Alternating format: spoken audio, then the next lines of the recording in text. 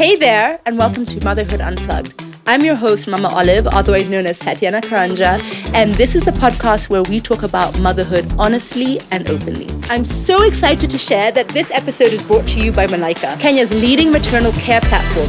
Malaika connects you with trusted healthcare providers, offers personalized care plans, and offers the resources you need to navigate motherhood with confidence. You can check them out at malaika.com or on Instagram. We'll put all the details down in the link below.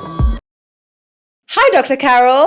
Hi, Tats. How are you? I'm good. How are you doing today? Good. So good. I'm really happy. I think even just to get into it, I have introduced you, I think now like for the 100th time. I know, right? I think the third time on a podcast. I don't know, you've been to all my events. I invite you to everything because you've just been so monumental and instrumental in my life, in my motherhood journey. I love the idea of parent coaching. I think it's so important for parents' lives, and the whole point of Malaika, which is about, postnatal, prenatal, caring for moms. Mm-hmm. I think parent coaching is a huge aspect of that maybe it's, becoming more popular in Kenya now as we speak, but I think globally, I can see parent coaching is a big thing. Yeah. And for me, it helped me so much. Doing my parent coaching with you helped me so much. And so I've introduced you several times. So if people don't know who she is by now, I don't know where you've been. But for those who don't know, could you please introduce yourself and what you do? Okay. And thanks again. I get a lot of calls and DMs. I got you from Mama Olive. Good. So this collaboration is very mutually beneficial. So Dr. Carol Chakua. I am a psychologist by background and also a teacher by background. I trained to be a teacher, but I never really got to teach at high school level. Okay. But I work with parents. The last couple of years of my practice has focused on supporting parents and just helping them figure out this whole perplexity and maze around parenting, because I realized, because initially I had kids brought into my space a lot, and I realized just how easy kids are to influence. They come in, they're open to learning, very malleable, but then they go back to the same environment. Right. And this is probably a sentence and a line that I use in all my interviews.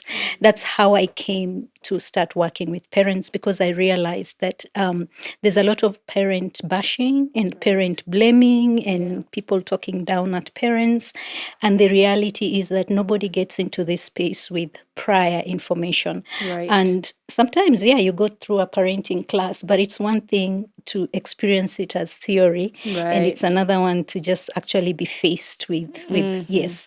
So I work with parents of all kinds, parents in single parent spaces, parents going through transitions, parents who work away and don't get to interact with their kids every day, just to build their confidence in that space and step back and look at the long term. Right, yeah. You spoke about parent classes. I really feel like I wish more people did that before they were having kids, because you're right, even in theory, it's not the same, but there's so much information we miss out on. Yeah. It's just one of those things, you have kids, it's a beautiful journey, we should be doing that, we must. In fact, I saw something the other day, and I know this is maybe a little bit off topic, but a gay couple were talking about the fact that gay parents choose to become parents. They spend a lot of time and effort and preparation to become parents.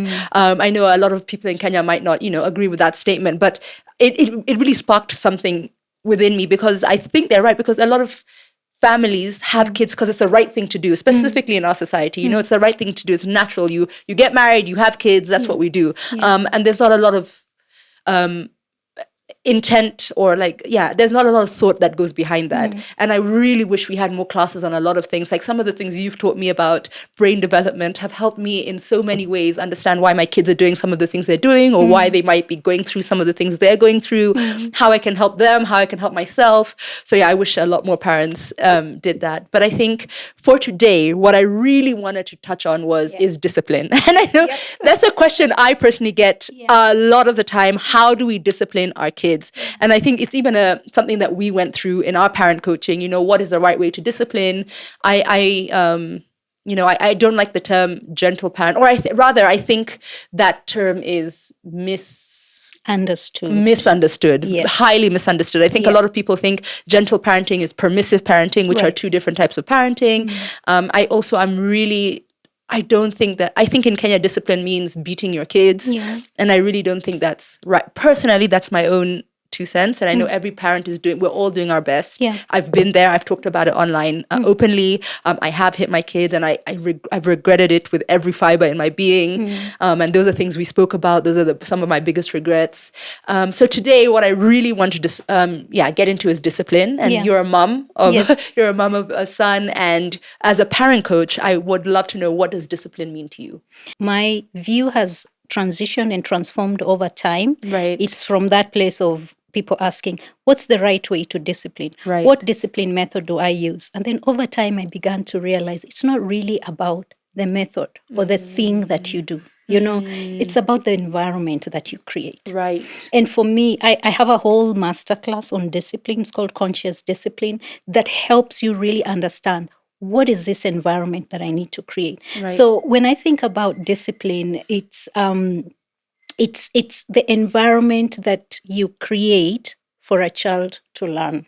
Right. That's in the bigger overall sense of things. Right. So what are those things that are involved in that? You have to be self-aware. You have to do your own work. You have to ask. So it's not only about the negative things, because when I say, this child needs to be disciplined, it's almost like they need to be either chappered or given a timeout. So the moment we begin to step back and look at discipline as everything that a parent does to provide a conducive environment for a child to learn, then you begin to see it also as even those positive things. Right. The positive things also are discipline. Right. Then what we look at the things as negative is also discipline. Right. Like positive reinforcement. Yes, positive reinforcement, praising, encouraging, praising and encouragement, and just using also the right words to encourage, so that we are encouraging the process as opposed to to praising just the end result. Right. So it's all those things. So when you show up, when you apologize to your child, you're disciplining. When you work on yourself, you're disciplining. So we need to look at it as the environment and not just that thing. Do I chapper? Do I remove privileges? Do I, all that? So when we do that, then we realize it's about how to, in our sessions, we call it come alongside our children as opposed to coming at them. Because we have looked at discipline as a way to fix misbehavior, to make this bad behavior go away. So if we are able to shift that mindset, then we are not in a hurry. Yeah. Actually, that's, I think, one of the biggest lessons you taught me is you don't have to fix it right there in that situation. And I feel like that's specifically when I'm most heated. Yeah. And that's why you end up shouting. Yeah.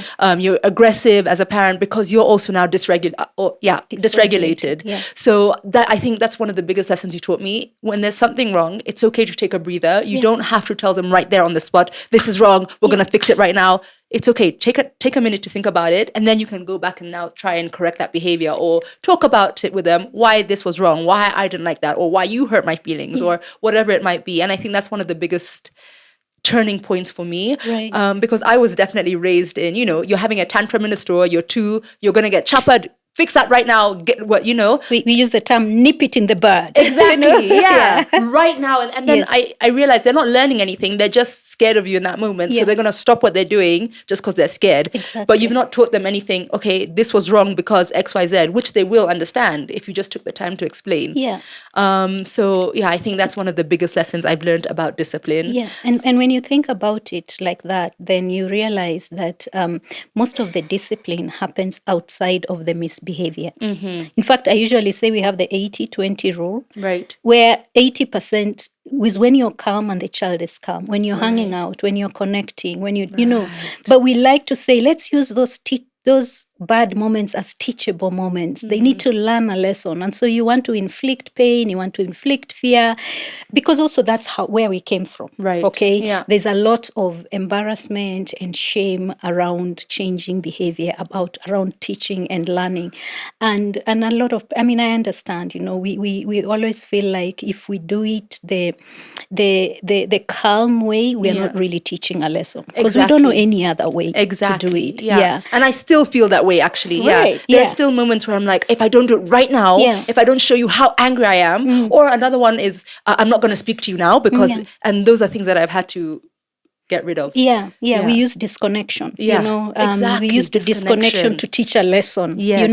Because again, just going back to, and I want the people who are watching and listening to this to just really have a lot of compassion on themselves because we don't know any better. That's all we know. So how are we going to do differently if that's all we know? But the reality is that we also need to respect statistics. We need to respect what research is telling us because we are using statistics and research in other things to improve our businesses, to do all those things. But when it comes to our parenting spaces and our relationship spaces, we are suddenly going to that place of this is Western, and don't bring those things here. And then I'm just like, then why are you wearing clothes? I mean, Point. Yeah. So, I mean, it's okay to open yourself up to learn. It's okay to respect what research is telling us. And even at Satstawi, we are really trying to have like an active research department because we also get these things of, okay, what is your evidence? So we do have a lot of that going on right now so that we also say it's homegrown evidence and this is actually working. I think one of also the biggest things I get is what would you have to say when people say, for example, I hit my kids out of love. Some of the things that I've been told, and this is a pastor actually, the other day, last year I was at an event. I think I even messaged you at the event. You and I was like, so Dr. Carol, I can't believe this. I can't believe what this pastor is saying. Firstly, you're only supposed to use certain parts. You use a stick and not your hand because your hand is not for hitting, but you can use an object. And I was like, okay, I don't understand that. Secondly, you can tell them that you did this because you love them. I have a really big issue with that whole thing, and I don't know what you would have to say about that. I mean, and yes, in the religious spaces especially, there is just that, because the Lord loves you, He disciplines you and all that. And I just don't even want to get into, because there's a lot of context that gets in. I'm not a theologian. And so I usually say, let's just go back again to connection. Connection is what matters. If even God is a God of relationship. Okay, so how do we then make sure we are providing that environment for a child to learn something without using terror, without using fear, without using all that? And even the research also shows what we call it's called a biological paradox, where a child just completely gets confused that this hand that is causing me harm, it's the same hand that it's supposed to bring me comfort. It's a very confusing space. Even the brain doesn't know what to do with that. And so what happens with children is that because they can't fault the adult, they don't have the capacity to fault the adult and to see the adult as someone who is who has faults. They internalize that experience. And how they internalize is, I'm a bad child.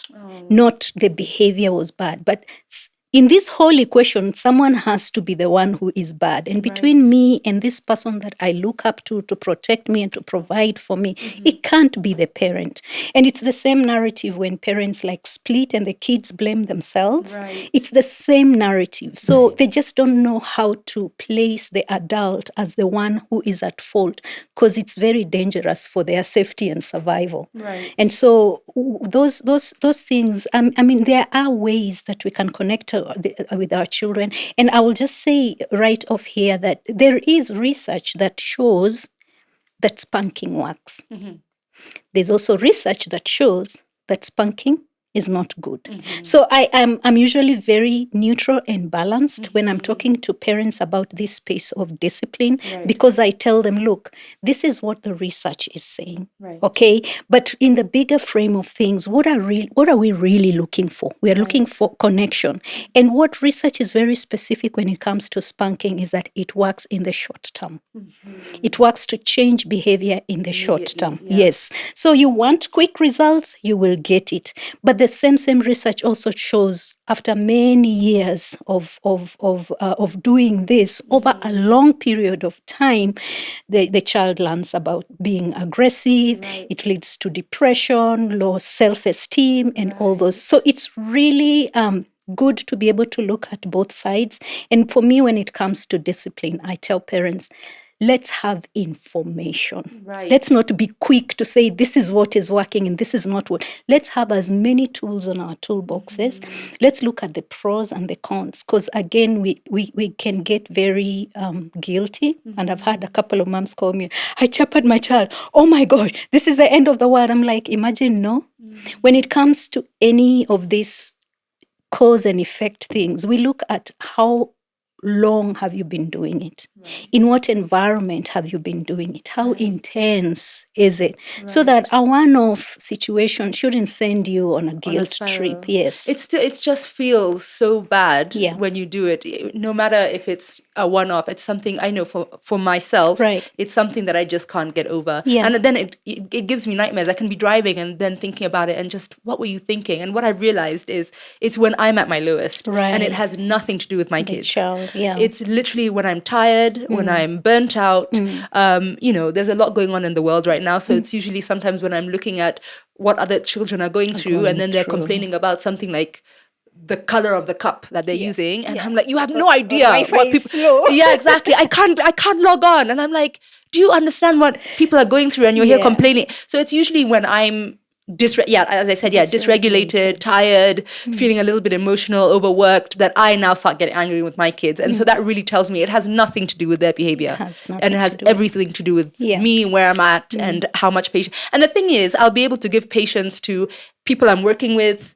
I would never react like that. If you drop this thing now, I wouldn't be like, Dr. Carol, what are you doing? It would never happen. And so I try to also think of it that way. Why would I give other people more patience, a lot more grace, more grace, a lot more patience, a lot more kindness than my own kids. So it's definitely something that I would feel very guilty about, regardless if it's even just one time. Yes, and I'll tell you that some parents don't feel that way as well. They're like, this is what I'm used to.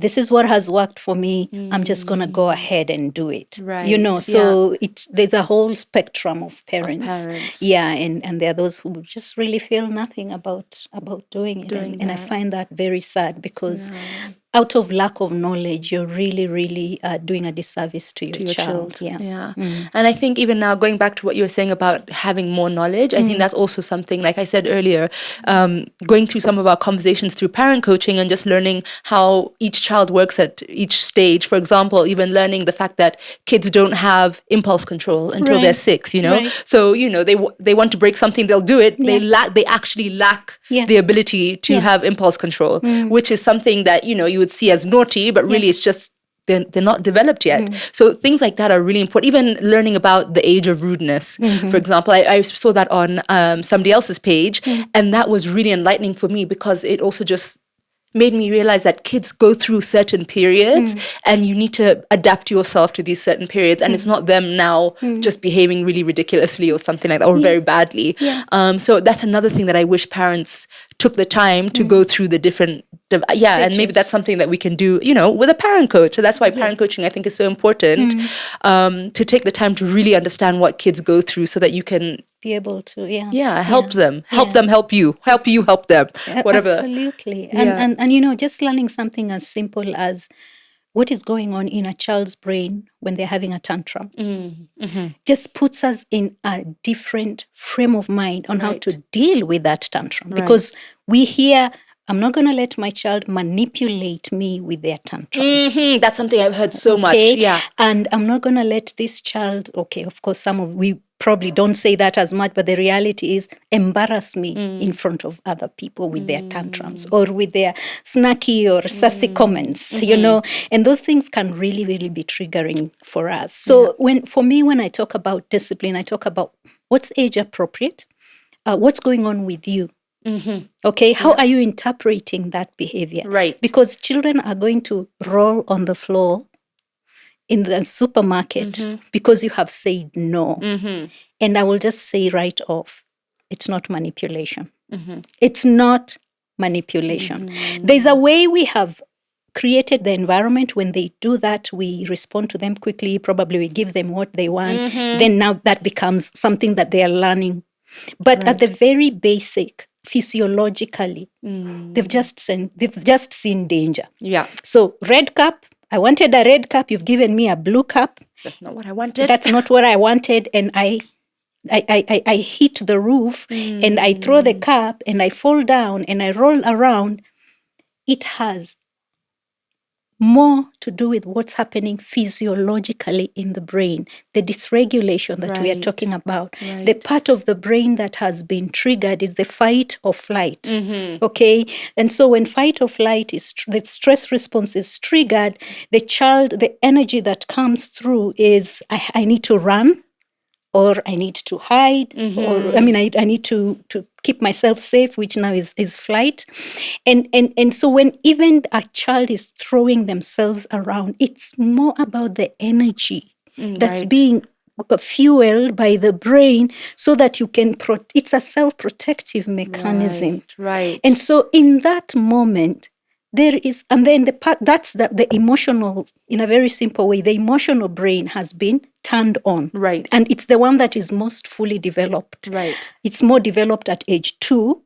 It actually comes online at age 2. Right. And that's why you see the emotions and the tantrums. They have a lot to do with the developmental stage. Right. And very little to do with manipulation. Yeah. And so because that has been turned on to help protect the child, okay, then the part that shuts down is the thinking brain.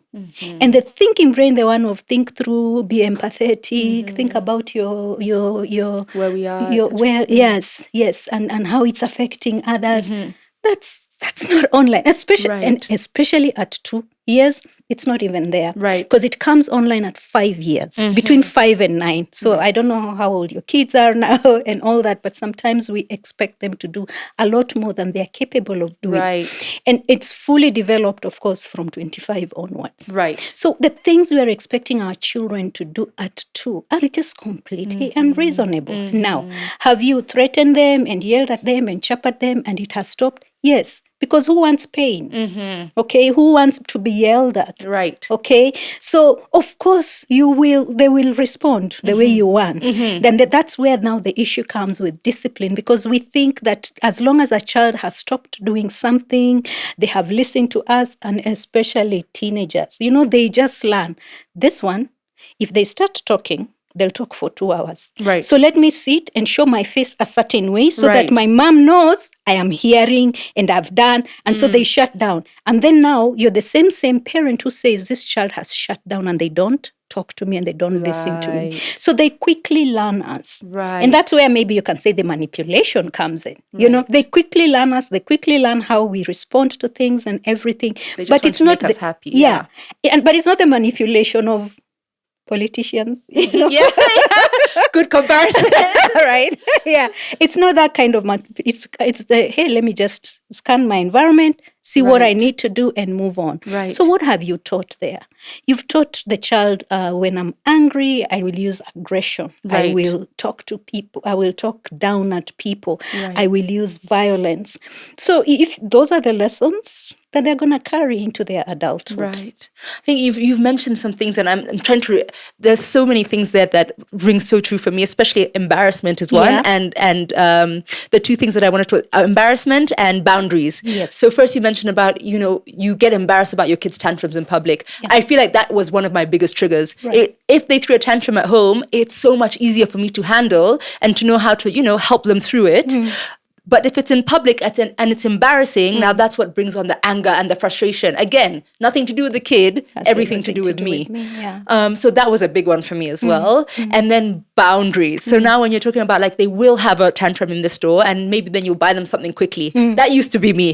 Then I learned you have to follow through with your boundaries, which is another form of discipline that I've learned. So it doesn't have to be you're hitting, you're shouting, nothing. You've said something and you stick to your boundary and that's it. And the reason I found that so difficult is because having 3, I think I've set very unrealistic boundaries. And that's something that I had to reel in. So for example, we're all at the swimming pool and I'm telling one child, you do that again and we're going home. But now I have to stop everybody's fun because of this one person. Yeah. So then I found it very difficult to enforce those boundaries because I didn't want to now let everybody else down because of one person. So then I learned now I have to create boundaries that are also realistic. That I can follow through with. Yes. Because I think that's one of the biggest forms of discipline that I had an issue with at some point. Yes. I would say something and then, they would tell me, oh yeah, but you'll say this, but in an hour it'll be, and then I'm like, oh, you really need to follow through with your discipline. And I mean, with your boundaries. And sometimes that's all it takes. They know once mom has said something, that's it. And, so I feel like that's such a simple thing to follow if you could just follow through with it. Yeah. But then you just see disappointment on their face and you're like, oh,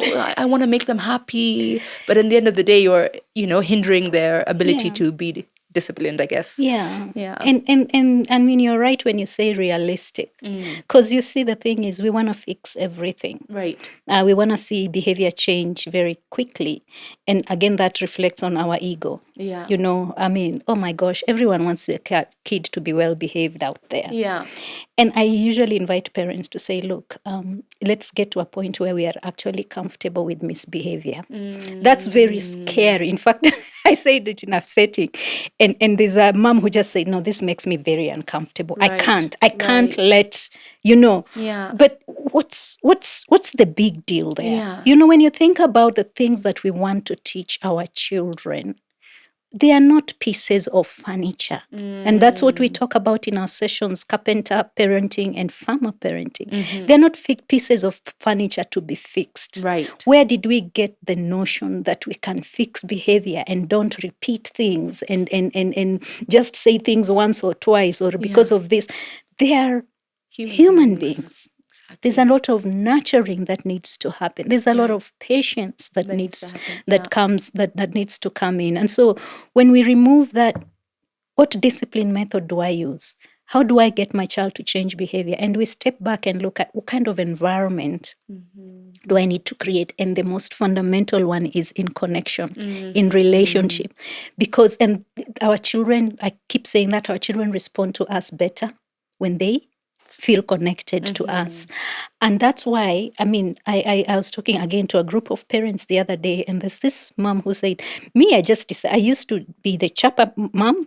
Then I decided to go gentle parenting. Of course, that's a whole other conversation because it's misunderstood. Right. But, and I'm actually feeling so much better about the decisions that I'm making right now. Wow. But I also feel like I'm losing control because I'm in a setting where, every Sunday when I go to church, I'm told about how many spanks should be for how many behaviors and all that. Oh, wow. And she was like, I'm so conflicted, yet I'm already seeing some results. Right. And I told them, you follow your scent. You go with what works for you. Right. You go with what's working for you.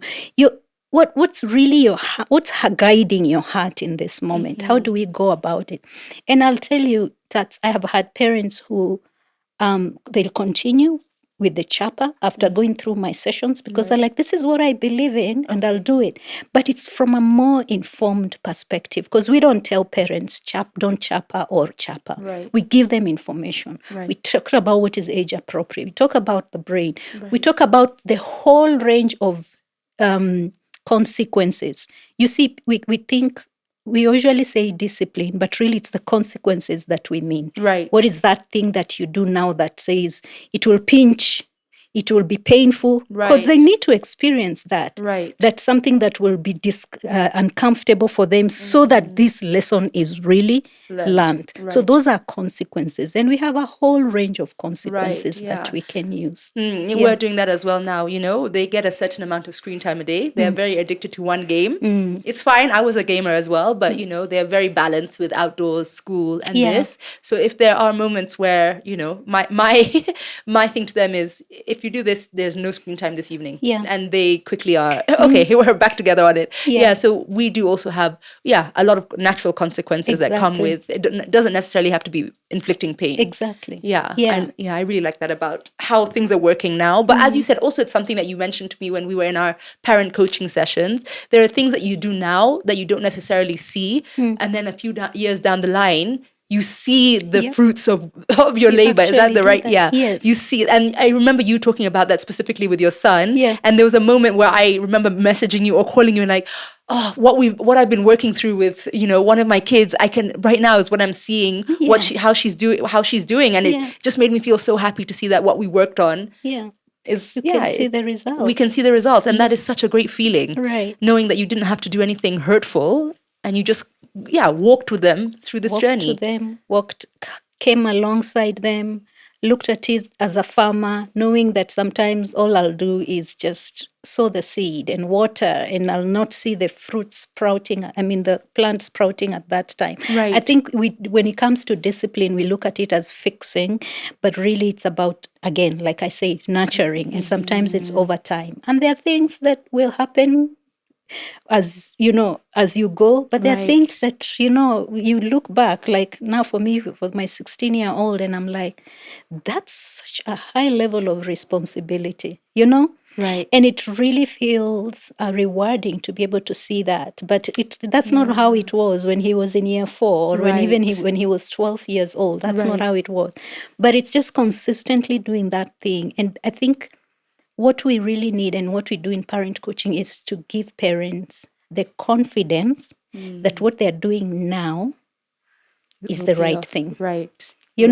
Yeah. Because if we don't have that confidence, and that confidence only comes when you are working on yourself, when you've stopped ego wars here and there, you're embarrassing me and all that. Right. When you work on some of your childhood traumas and things that you have experienced as a child that you really just need to work through the healing for, so that you're not being reactive. Right. And I think even if to add on to that, I think something that you can do as well is have that community around you that also support the way in which you parent. Yes. Because society tells you shouldn't be doing what you're doing. Yeah. And for me, it's really important to have that community who understand the way I'm parenting, or how I would like to bring up my kids, who have a similar way of, firstly, are non-judgmental. Let's start there, because there are so many judgmental parents. I feel like it's always mums online who are judging other mums. I don't know why, because we know as a mother how difficult it is to mother children. Yeah. But for some reason, mums always want to judge. And I don't know if it's projection. It is projection. Yeah. It's us feeling already judging ourselves and criticizing ourselves and wanting to be in the same, misery loves company. Exactly. Exactly. Yeah. I find it such a shame, because we should just be encouraging and supporting and maybe learning from each other. Yeah. So I think for me, one of the biggest and most helpful things has been to have that community of people who are like-minded. Yeah. And that makes my parenting journey a bit easier, because, my so-and-so is also going through the same thing and has also had the same thoughts, and her child has also been through that. Or maybe my child has done something in front of her and she's not judging me for it, because she knows kids are kids. This happens, and so I think that would also be a piece of advice I would give somebody. Find that community that really you can connect with. Yeah, and when you get information, share it with your community as well. Go through a parenting class together. As a community, go through something together, so that you're looking at your children with a lot more compassion. Exactly. Yeah, and then really just learn to shut down the voices. Shut the noise. Yes, just shut the noise. Yeah. That's hard, especially when it's your first child, I feel like. Yes. When after that, you're like, you know what? I know what I'm doing now. So actually, you don't need to tell me anything. I mean, of course, there's always parts along the way that I have no idea what I'm doing. I'm figuring everything out. Yeah. But I'm a bit more confident now to, I don't really agree with what you're saying. Yeah. So I'm okay knowing that I'm doing the best for my kids, and we're okay. Yeah, that's coming through now, which is great. It is. And it takes a lot. It takes a lot of inner work to do that. Right. To just be able to say, look, let's hold everything constant. And especially when it comes to teenagers also, a lot of pushback happens during teenage. And that's when we are also panicking that we are too late. Right. Okay. So we come up with all these rules and all that. And I tell parents, look, how about you hold everything constant and just focus on the relationship. Right. Focus on connection, because that is discipline. I mean, I wish people could understand that connecting with your child is discipline. And that makes so much sense to me, because also with my daughter, specifically my 8-year-old, when she feels connected with me, it is so easy to talk. It is so easy to correct. It's so easy to have a conversation, say sorry, whatever it might be. It is so easy. Then of course, when I'm coming at her in a way that makes her feel badly about herself, then she's also going to come at me in a way that will make me feel badly. Yeah. I completely understand that, and it really resonates with me. And it's something, like you're saying, parents feel too late in their teens. I'm already feeling too late. Not necessarily that I've done things wrong, but just, I wish I knew. Your first, it's like your first is just you're stumbling, and then with your second and third, you kind of have an idea. So the first is just like a trial. Yeah. So there's so many things I already wish I knew I could have done differently. But thank God, as you mentioned to me before, it's never too late. It's never too late. Yeah. Yeah, it's never too late. And like we say, it's harder when they're older. Yeah. Yes, let's be realistic. Yeah. But it's never too late because there's always room to change. There's always room to learn. There's always opportunity because human beings, not just even kids, they respond to relationships. They respond to purity of intentions. Even if you're messing up, but there's just purity of intentions. That is something that you can connect with even your most stubborn or wayward child when you begin to step back. It's the hardest journey to take. It's the slower journey to take.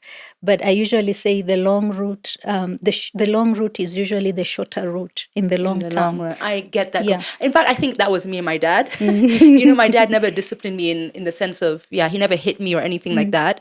So, but I think that relationship, I got into my teens, a lot of pushback, always angry, but he always he talked to me. He tried to connect with me. Actually, that, as you say, connection. He always tried to connect with me. Whatever it is I was going through, however bad I was being, whatever it was, connection was his priority. And I think I remember there was one day that he just said, "I'm so disappointed." That till today, that's just lasted. That's all he had to say. There was no hitting, no pinching, no nothing, no shouting. That's the one thing he uttered. But I know for my entire life, the one person, obviously also my mom, my sister, but the one person that I felt I could always call no matter what is my dad. And that is the kind of relationship I want with my kids. We don't need to hit, we don't need to do anything like that. I want to connect with my kids, and I want them to know that no matter what, well, I'm always going to be there for them. So I think, and connection doesn't mean we're not giving consequences. Right, exactly. That's something we really need to emphasize. Right. That you are giving, like you're saying, what you do with your kids, they get the consequences. Right. They get the logical consequences. They get the natural consequences. Right. And when you're giving those consequences, you're clear. I say you do it in a calm and detached tone. Exactly. Don't get sucked into a power struggle. I'm so sorry, mommy. I'll never know. Just, then you find yourself arguing with your child. Exactly, like, why am I arguing with a 6-year-old? Exactly. And then now that causes you to react. And then the whole situation, now you become I am the mother. Exactly. Listen to why you... Exactly. Oh, yeah, I know that. So part of discipline is learning how to muddle through those emotions that you're feeling when your child is pushing back, and understanding that they'll push back, understanding they'll try to cut corners, understanding they'll try to push the 10 extra minutes on their screen time. It doesn't don't label them as liars who will break the bank when they're 25, because that's where we go. We project. And to be honest, some parenting classes tell you if you see a behavior at 4, project it at 25. Oh, wow. Project it to when they're 25 and fix it now. And I'm just like, how unfair is that? Yeah, that's so unfair. Yeah. Between 4 and 25, I have 20 years. How about I look at behavior, and that's what I tell parents, look at behavior as a skills gap. Okay, and say, oh, this is a skill, and actually have time. If you are able to tell yourself those two things when it comes to discipline, number 1, it's a skills gap, and number 2, I have time to teach. Then you relax. Then you go and look for information. And see what kind of environment do I need to teach this behavior, whether it's what you say it is disrespect, laziness, whatever, lack of empathy. All those are teachable skills. Right. Yeah, and when you look at it from that space, it's a skills gap. I have time to teach, and I think one more is that I am enough. I am enough to teach this skill. Then discipline just takes a whole other perspective. Right. Yeah. Thank you so much, Dr. Carol. Thank you so much for being on again and for sharing so much wisdom with us. Honestly, I think this is going to be very helpful for a lot of people. Right. As I said, it's the question that I get most asked. And I mean, I only have what I've been doing. Yeah. So it's nice to be able to talk about it like this. And I think, the one thing, connection, I think that really resonates with me. So I hope people, can take that with them as well. But could you maybe share where we can find you, anything that's maybe currently ongoing? Okay. This will be out within the next 2 weeks. Okay. So if there's anything that's ongoing, soon, anything you'd like to share, Okay. where we can find you, please let us know. So 2 places, Stawi Camp for Wellbeing and Dr. Carol being Dr.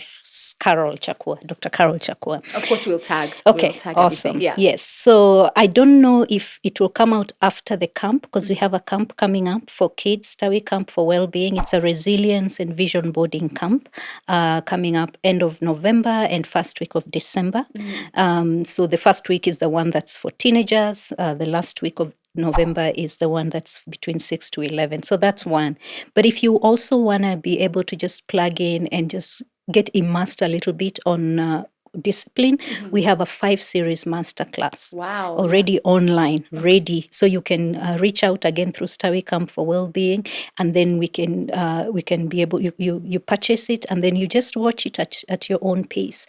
And the first one is actually free. It's on our Stawi Camp for Wellbeing session 1. Okay. So you can engage with it. Very, very it's called conscious, consistent discipline. Wow. We'll definitely link it as well. Awesome. Yeah. That's amazing. Okay, fantastic. So anyone who's looking for anything for discipline, Dr. Carol's your girl. We have a masterclass on that. Yeah. Amazing. Thank you, Dr. Carol. Thank you so much. You're welcome. We'll definitely be seeing you in season 3, obviously. We got to have you coming back. Yeah.